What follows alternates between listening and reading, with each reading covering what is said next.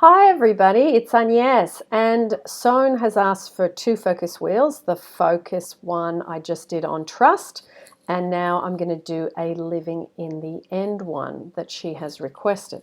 So, I'm going to give you the example since so many of you come to my channel for relationships. I'm going to do a living in the end for relationships. Okay, you can use this for a specific person, an ex, or a relationship that you haven't got that you would like. So I'm going to start with a general statement again. So let's start with something like, I know of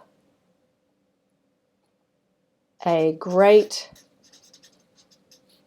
couple with a great relationship. See if you can think of someone. Now, if you don't know anyone, as in your immediate circle, think of, just someone that you've read about, someone that you've seen, whether you pick Obama and Michelle, or you pick Denzel Washington and his wife, or anyone that you've read about that you know that they seem to have a good relationship, and it's a symbol of that for you. I mean, obviously we don't know the ins and outs of people's relationships, but they're a symbol for you.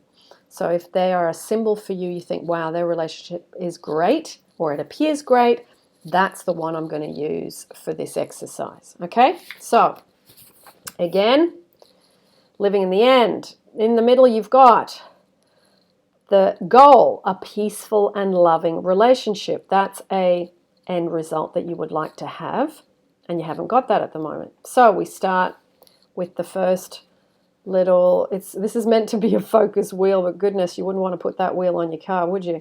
A bit of a weird shape. Anyway, I know of a great couple with a great relationship.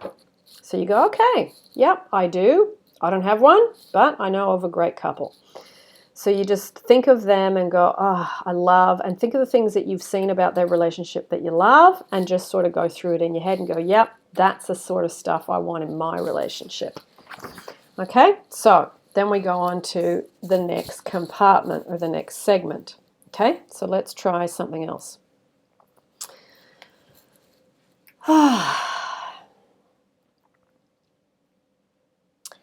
How about I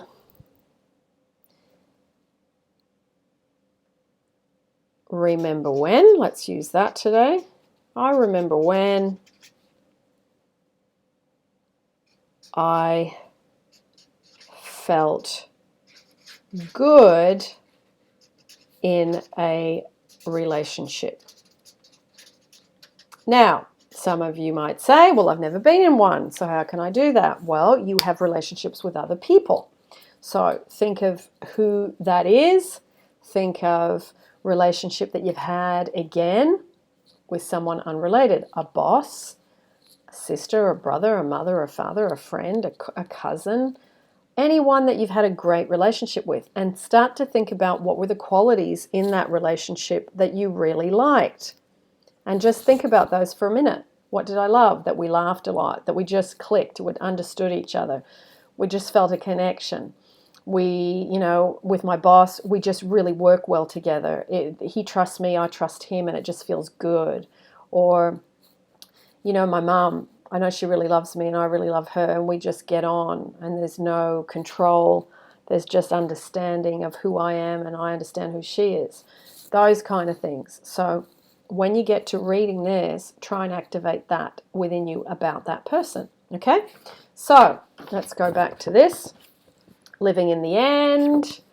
Starting at the top, I know of a great couple with a great relationship. So you just sit, you breathe in, you breathe out, and you just remember that couple, and you go, I love how they held hands when they went out.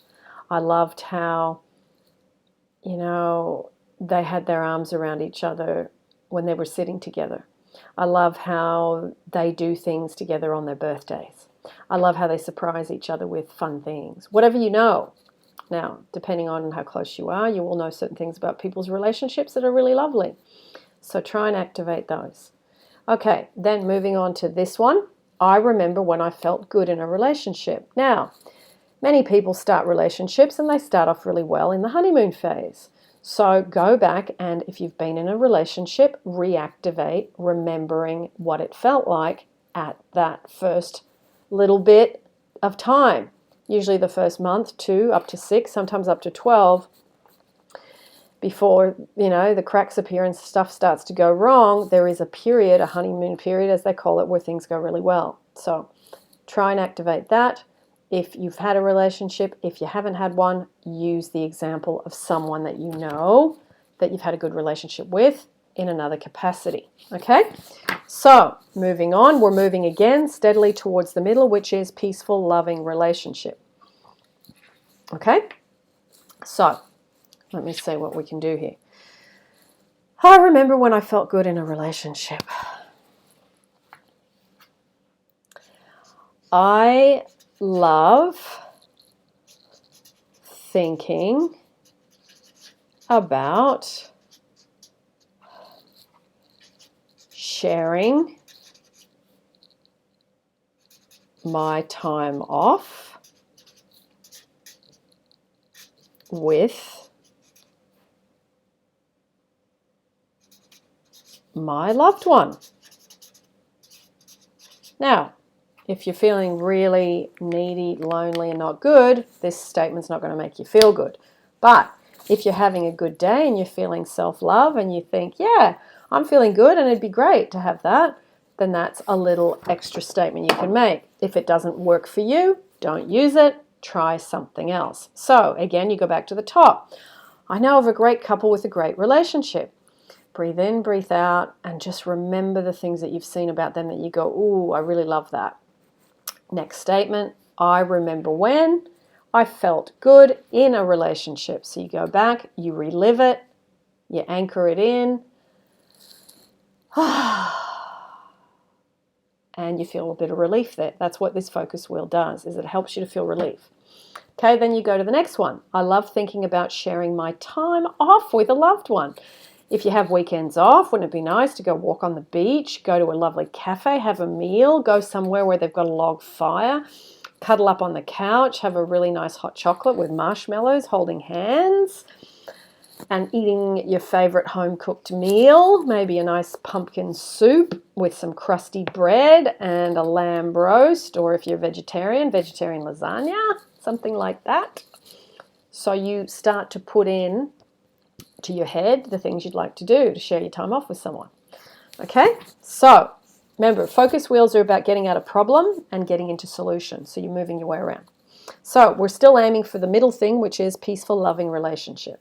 Okay, so then you can say to yourself, as I develop more peace within, I attract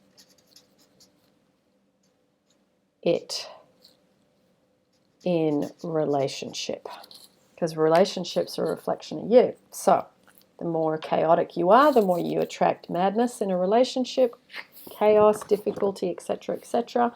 The more at peace you are, the more that's reflected in the relationship too. So again, start at the top, work your way around, and I'm just going to read the last one now. As I develop more peace within, I attract it in a relationship. And you go, yeah, that makes sense, because everyone's me pushed out. The law of attraction sends me what I am feeling, thinking, and believing. If you have those beliefs already about the law of attraction, about creation, about vibration, about energy, then that statement won't be hard to believe. If you're not sure about all that, that statement might not work for you. Okay? So if it doesn't, try something else and see how it feels. If it doesn't feel good, rub it out, try something else. So the whole thing is to move you around, to get you closer and closer and closer to the bullseye, which is, for this, living in the end, a peaceful, loving relationship. So last segment on my deformed focus wheel will be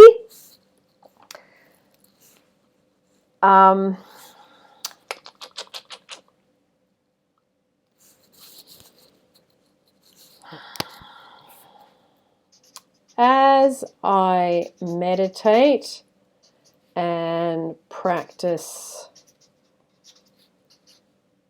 self-love and radiate it out, my relationship echoes it. Okay? So as I meditate and practice self-love and radiate it out, my relationship echoes it. So let's go back to the top. Living in the end. I know of a great couple with a great relationship. So you close your eyes. You put your focus on that, and that's what it'll make you do. It actually makes you go, because it's like you're releasing about that subject. Okay? So you think of them, you think of the qualities, and then you go, okay, yep, that's fine. Then you go to the next one. I remember when I felt good in a relationship. Again, close your eyes, go back to that place, remember it, feel it, and go, breathe in. Yeah, I do remember that. I remember it was on that day. We were there. We were talking about this. We were laughing. We were having fun. We went there. We did this. We did this. So you relive it. You reinfect yourself with good things. So that's a good one to reinfect yourself with, as Neville says. I love thinking about sharing my time off with my loved one. Okay, again, close your eyes and you go, I love thinking about sharing my time off with my loved one. I'd love to go and have a romantic candlelit dinner with them. We're holding hands across the table until the food comes, and then we share our favorite meal, and then we walk back arm in arm into the car park where the car is. We hop in, we hold hands in the car. So you just create a little thing. And then you open your eyes again, you come back and you go, okay, yep, that's bringing me closer to peaceful, loving relationship. Just check and see if it's moving you towards your end result. Next one, as I develop more peace within, I attract it in a relationship. So you go, yep, that makes sense. Peace attracts peace, drama attracts drama, neediness attracts unlovedness. It is very much starting to understand that and then becoming more at peace. And then we move on to the next one. So you do that thing, you breathe in, you breathe out, you go, yep, okay, that feels okay. If it doesn't, cross it off, try another one. Last one, as I meditate and practice self-love and radiate it out, my relationship develops. No, relationship echoes it. So, and you go, yeah, the more at peace I am, the more I practice my self-love, the more I level out emotionally, the better I feel, the better the relationship gets, or the better it is that I attract it. Okay? And then you breathe in and you go, I just know that feeling when I've done a self-love meditation. I know that feeling when I've done affirmations for quite a while and I just feel that lift.